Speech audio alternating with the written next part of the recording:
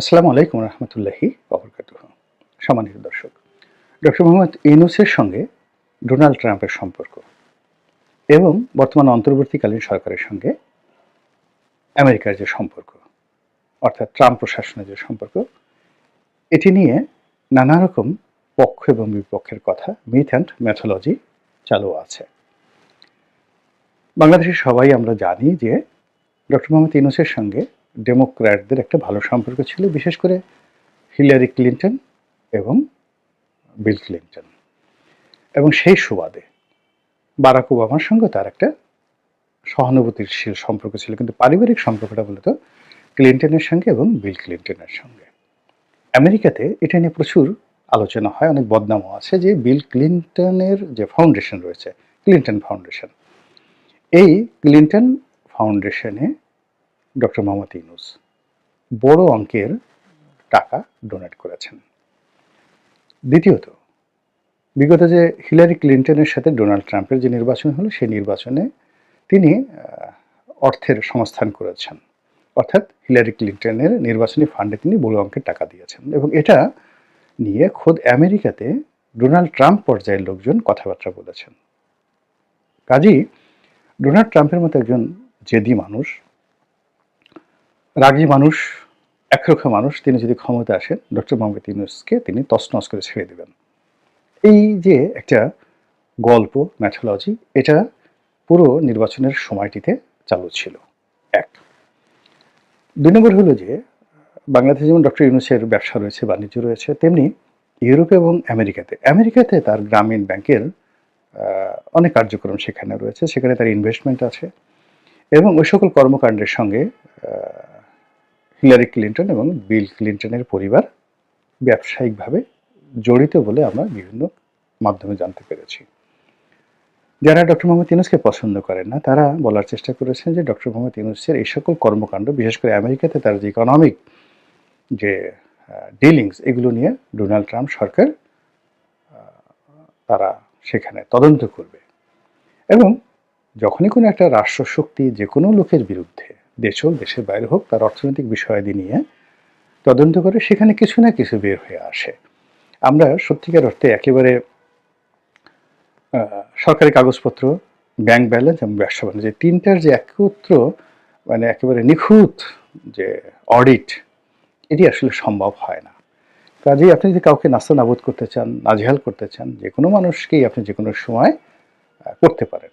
এটা এফবিআই দিয়ে করতে পারেন, ভারতের যে central bureau of investigation CBI দিয়ে করতে পারেন, বাংলাদেশের দুর্নীতি দমন কমিশন সিআইডি এনবিআর দিয়ে করতে পারেন, যে কোনো মানুষকে অপদস্থ করতে পারেন যে তোমার এই শার্টটা তুমি কিনেছো $30 দিয়ে, কিন্তু তুমি তো এই $30 যে শার্ট কেনার যে ভাউচার, এটি আয়কর ফাইলে জমা দাওনি।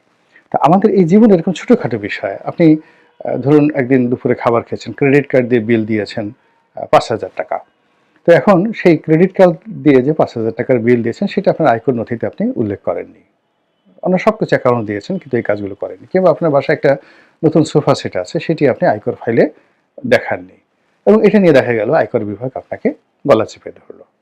এটা সারা দুনিয়াতেই সম্ভব, এবং যখন রাষ্ট্রশক্তি কাউকে অপদস্থ করতে চায়, তারা এই কাজটি করে। তো সেই অর্থে ডোনাল্ড ট্রাম্পকে যেভাবে মিস্টার জো বাইডেন নানাভাবে অপদস্থ করার চেষ্টা করেছেন, তাকে গ্রেপ্তার করেছেন, কারাগারে পাঠিয়েছেন, অপমান করেছেন, তার বাড়িঘর তল্লাশি করেছেন, তার ব্যবসা বাণিজ্য তছনছ করেছেন, এবং তার অনেকগুলো কোম্পানি আমেরিকাতে রীতিমতো দেউলিয়া হয়ে গেছে। তো সেখানে মিস্টার ট্রাম্প তিনি ছেড়ে দেবেন না, সহজে ছেড়ে দেবেন না। এবং ডক্টর মোহাম্মদ ইউনূস, এই যে তার যে বাংলাদেশের দুর্ভোগ এবং দুর্দশা, এটি কিন্তু শেখ হাসিনার কারণে হয়নি। এটি নরওয়ের একটি টেলিভিশন, অর্থাৎ যে নরওয়ে সরকার তাকে নোবেল পুরস্কার দিয়েছে। আপনারা জানেন যে নরওয়ের যে পার্লামেন্ট, সেখান থেকে নোবেল কমিটি, অর্থাৎ যে নরওয়েজিয়ান সরকার তাকে নোবেল পুরস্কার দিল, এবং ডেনমার্ক, নরওয়ে, ফিনল্যান্ড এবং যেগুলোকে স্ক্যান্ডিনেভিয়ান কান্ট্রি বলা হয়, তো এই দেশগুলো সরকারগুলো পরস্পরকে সহযোগিতা করে একসাথে কাজ করে, সুইডেন সহ। তো এখানে মূলত একটি টেলিভিশনের যে রিপোর্ট, অর্থাৎ গ্রামীণ ব্যাংকের যে মূল কোম্পানি, নরওয়ের কোম্পানি, সেই নরেন কোম্পানি টেলিনর। তো টেলিনরের সঙ্গে ডক্টর মোহাম্মদ ইউনূসের যে ব্যবসায়িক সম্পর্ক এবং লেনাদেনা, সেই লেনাদেনার একটা ইররেগুলারিটিস নিয়ে সেখানকার একটি টেলিভিশন একটি প্রতিবেদন প্রকাশ করে। এখানে বাংলাদেশ সরকারের কোনো হাত ছিল না, এবং ওটাকে, যেমন ধরেন আমাদের শেখ হাসিনা, তো তিনি কি করলেন, জাস্টিস খায়রুল হক তিনি একটা রায় দিলেন, যে রায়টা প্রাথমিক অর্থে প্রথম দিকে যখন তিনি রায় দিলেন, সেই রায়ে তার কিছু মন্তব্য ছিল যে তত্ত্বাবধায়ক সরকার আসলে মূল সংবিধানের সাথে কন্ট্রাডিক্ট করে। এটা সত্য কথা, কিন্তু বাংলাদেশের বাস্তবতায় তত্ত্বাবধায়ক সরকার দরকার এবং আরও দুটো নির্বাচন তত্ত্বাবধায়ক সরকারের অধীনে করা উচিত, এই কথাটাও তিনি বলেছিলেন। কিন্তু সেটা বাদ দিয়ে সংবিধানের সাথে কন্ট্রাডিক্ট করে এটাকে গ্রহণ করে রীতিমতো তোলপাড় করে দিলেন, সর্বনাশ করে দিলেন। তেমনি নরওয়ে সরকারের যে প্রতিবেদন, সেখানকার টেলিভিশনের যে রিপোর্ট এবং টেলিনরের সঙ্গে গ্রামীণ ব্যাংকের যে দূরত্ব, এইগুলোকে ম্যাটেরিয়ালাইজ করে তার সঙ্গে সঙ্গে ডক্টর দীপুমণি এবং তার স্বামীর সঙ্গে তার যে ব্যবসায়িক লেনদেন, এবং একই সঙ্গে গ্রামীণ ব্যাংক থেকে যারা বিভিন্ন সময় ডক্টর ইউনূস দ্বারা ক্ষতিগ্রস্ত হয়েছেন, গ্রামীণ টেলিকম দ্বারা ক্ষতিগ্রস্ত হয়েছেন, এবং ডক্টর মোহাম্মদ ইউনূসের যে সকল প্রতিপক্ষ রয়েছে সবাই গিয়ে দেখা গেল শেখ হাসিনার জমানাতে ডিজিএফআই, এনএসআই তাদের সাথে যোগাযোগ করে এমনভাবে পুরো পরিস্থিতি তৈরি করলো, যেটা শেখ হাসিনা বনাম ডক্টর মোহাম্মদ ইউনূসের মধ্যে একটা বিরাট দূরত্ব তৈরি করে ফেললো।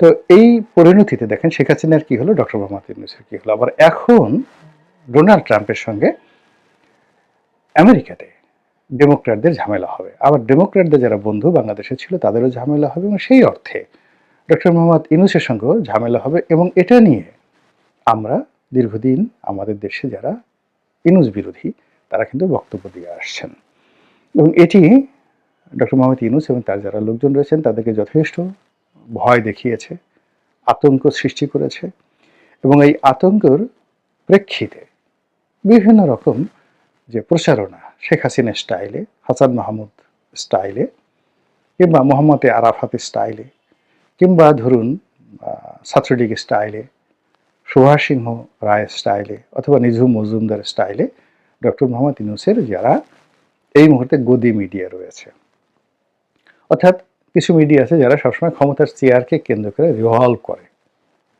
এবং খুবই লজ্জাকর ঘটনা।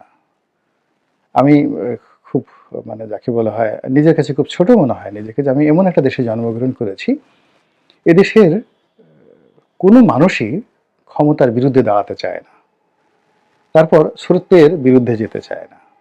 তারা সকালে যে কথাটা বলেছে সেই কথাটা তারা জানে যে মিথ্যা কথা বলেছে, কিন্তু বিকেলবেলা কিয়ামত হয়ে যাবে, একেবারে আজরাইল এসে তার গলার টিপে ধরেছে, তারপর সে স্বীকার করবে না যে আমার ভুল হয়েছে, বা তার কথা পরিবর্তন করবে না, আমি বাঘের বাচ্চা, আমি যে কথা বলেছি সেটার উপরে স্থির থাকবই। এইরকম আর কি সুবিধাবাদী যারা লোকজন রয়েছে। তো এই সুবিধাবাদী লোকজনদের মধ্যে যারা মিডিয়া চালায়, ভারতে যেগুলোকে গদি মিডিয়া বলা হয়, বাংলাদেশে এগুলো এখন ইউনূস মিডিয়া হয়ে গেছে। তো সেই ইউনূস মিডিয়ার যারা লোকজন রয়েছেন তারা সামাজিক মাধ্যমে, তারপরে গণমাধ্যমে, তারপরে পত্রপত্রিকাতে বিভিন্ন লেখা লিখে যে জিনিসগুলো প্রচার করার চেষ্টা করছে, সেটা হলো ডক্টর মোহাম্মদ ইউনূসের সঙ্গে ডোনাল্ড ট্রাম্পের একটা সমঝোতা হয়ে গেছে, তাদের একটা বন্ধুত্ব হয়ে গেছে,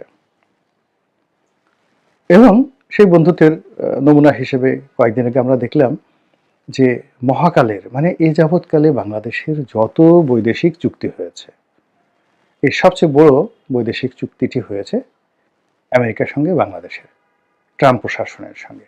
কি হলো, সেখানকার একটা তেল কোম্পানির কাছ থেকে আমরা নিরবচ্ছিন্নভাবে তেল গ্যাস পাওয়ার জন্য একটা চুক্তি করেছি। এটা কি হলো, ডোনাল্ড ট্রাম্পের সাথে সম্পর্ক যদি না থাকতো এই কাজ হতো?